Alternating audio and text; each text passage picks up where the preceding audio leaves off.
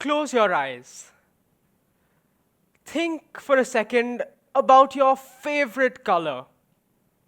It could be the calm blue of the ocean.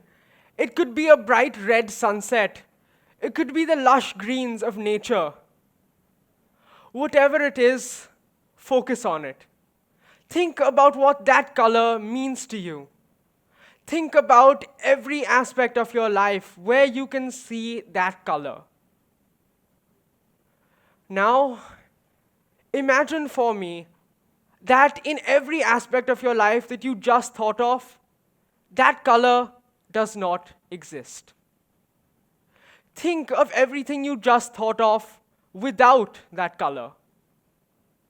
Now slowly start stripping down every other color you can see in each of these scenes that you are creating in your mind. Think about everything that you first imagined as the colors begin to fade away. And your world is stripped down to just shades of gray. Open your eyes. Hopefully, what I've just painted for you is what I can see every single day. In my case, the colors didn't disappear one by one. My world didn't change. But from the moment I was born, the only way that I see the world is like this. Now, this is a fairly common condition, which you would probably know better as colorblindness, or as the medical term, achromatopsia, which essentially means that the cones in my eyes, which see light as well as color for most people, don't function as they should. This affects around 1 in 12 people worldwide and is a fairly manageable condition, to be honest. But if that was the case, I wouldn't be talking to you here today. Because in addition to my world being entirely grayscale, I suffer several other side effects which together contribute to a much larger disease known as acute or complete achromatopsia. The kind that I have, which is complete achromatopsia, affects 0.0025% of people in the world. Which means that, to put that into perspective, if we were to fill every single seat in this auditorium, we would have to fill it more than 170 times before we'd find one more person who suffered from the same disease as I do. What this means is not only that I'm blind to colors, but I suffer from low visual acuity as well as high myopia. So this essentially means that I have 20 by 200 vision. I can see at 20 feet what any of you with normal eyesight would be able to see at 200 feet. So that massive E on every single doctor's chart, unless I'm right in front of it, I can't even read that. In addition to this, I suffer from nystagmus and strabismus, which was partially corrected by surgery when I was just 8 months old, but still has rapid, uncontrollable eye movements, especially when my eyes are subject to bright lighting like this. And almost most significantly, I also suffer from a condition called photophobia, which means that the second I'm in sunlight, my eyes pretty much switch off, and I can see about this much as soon as I'm in sunlight.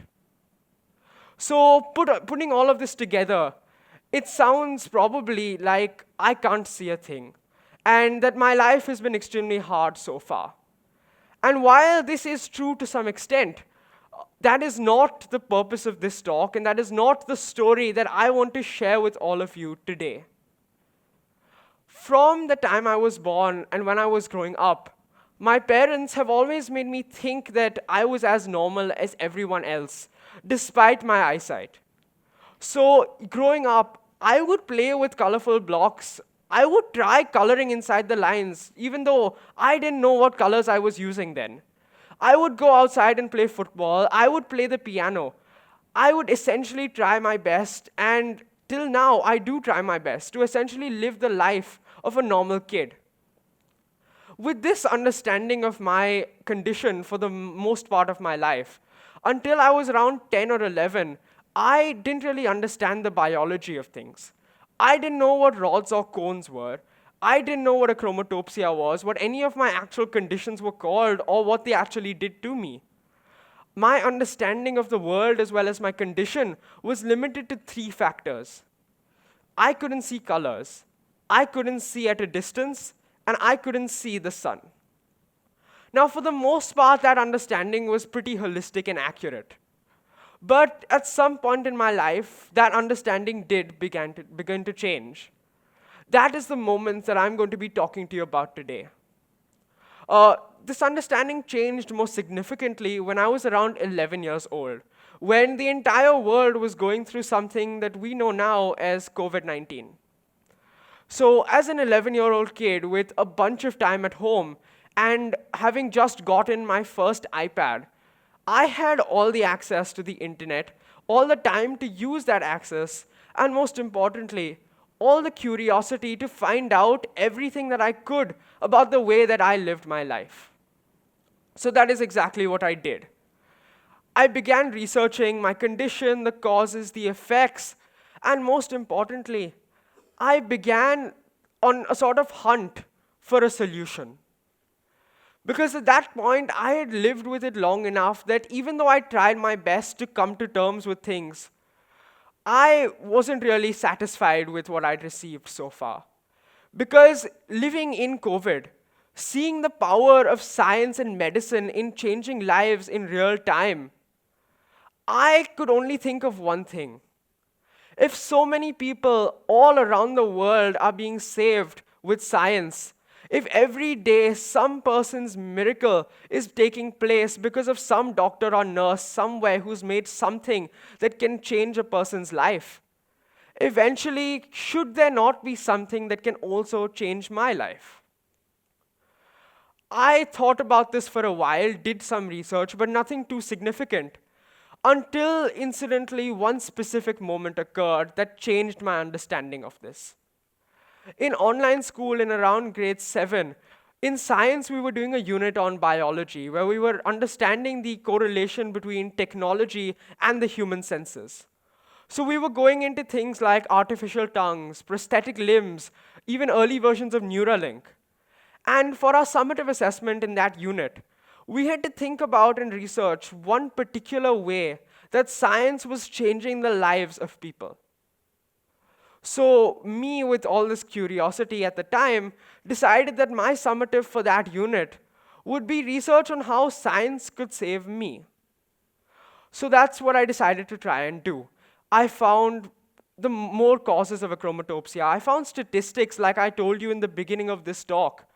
I found why it happens, how it happens, to whom it happens. But there is only one thing that I did not find in that entire summative before that, and in all my research on the condition, even till date. And that one thing is any hope or any inclination towards a solution. I remember during that session, in class, I broke rules and sent an email to my mom with a link that I just found about achromatopsia. You can see that email on screen in 2021. And what that link said was two extremely important things. The first of these was a quote that says, "In achromatopsia, vision does not get better or worse as kids grow." And the second, the most important realization that I had occurred in my life until this point was currently there is no cure for achromatopsia. This realization remains true today, and it will most likely remain true for the rest of my life as far as things go right now. Same as the first one. For a long time, these thoughts that I had surrounding my condition, and especially the findings of this research, they consumed me. Because until then, I always thought, especially given the world I was living in at the time, that one day science would accomplish something that would allow me to wake up and see the world just like most of you in the audience, I think, currently see it. Yet, when I found that out, it took a while to come to terms with it. And honestly, I'm still not entirely sure if I have. But that entire process of realizing is something that I want to give you a message with today. Because while mine is with a medical condition, each of you in the audience have something like this that will pursue you to have a similar moment of realization. Because we all think about this one thing that if we changed would make our life into paradise. We all think that there is one thing that could change and everything will become all right. And we all think that if only that one thing would fall into place, everything would work out. But I submit to you this. In my condition, that one thing was my eyes. And as it turns out, it is not going to fall into place. There is no perfect answer for my condition, and no way that I can fix it. And so that brings me to the thesis point of my talk, and the most important thing I want you to take away from this today. For me, the moment of realization meant that I did not have to be fixed. But for all of you, there is something that can contribute to a moment of realization where you can figure out that being a catalyst isn't about changing the world, creating organizations, and driving huge social conquests in people's lives, but even changing your mindset and your perspective and the way you think about things. Even today, whenever I tell someone that I suffer from this condition, or when someone sees me peering unnecessarily close at a screen and asks why I'm doing it, I always get the same response, where the person will point at the first thing they see and ask me to name what color it is, without realizing that 9 times out of 10, they're pointing to an object that someone has already pointed at before in the 15 years of my existence. So half those times, if you point at a tree, I'm not going to tell you it's black. I know that it's green. If you point at the sky, I know that it's blue. If you point at an apple, it's between green or red, but the difference is fairly significant.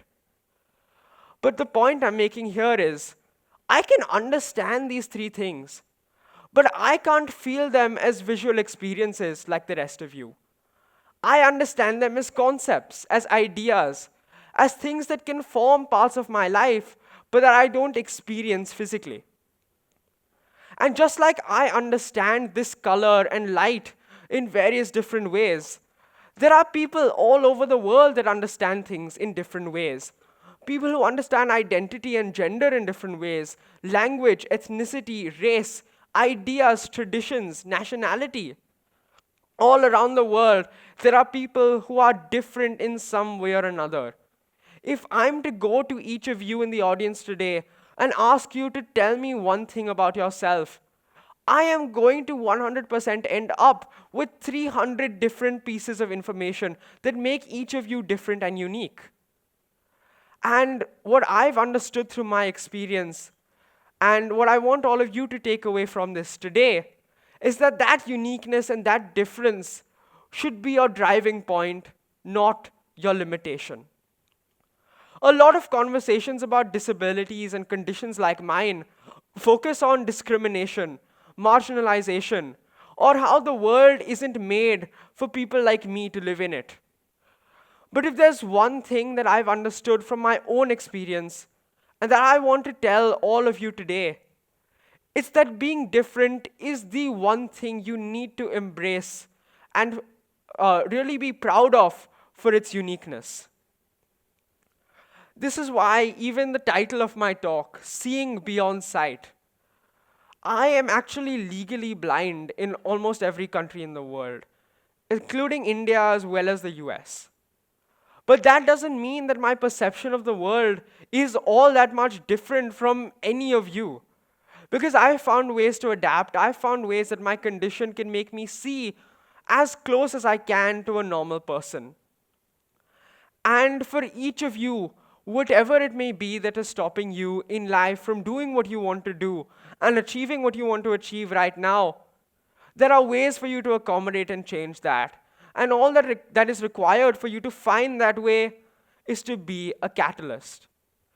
Especially in today's perfectionist world, where we think that everything and everyone is or should be without a flaw, where we spend so much time focusing on the one thing in another person or in ourselves that we'd want to change, where we spend so much time on the negatives and on how society pushes us down.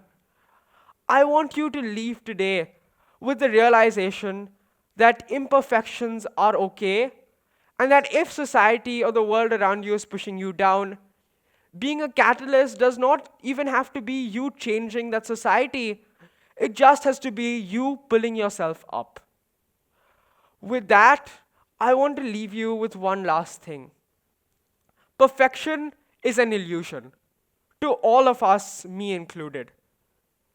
And so, the world does not have to be what you see, but rather how you choose to see the things around you.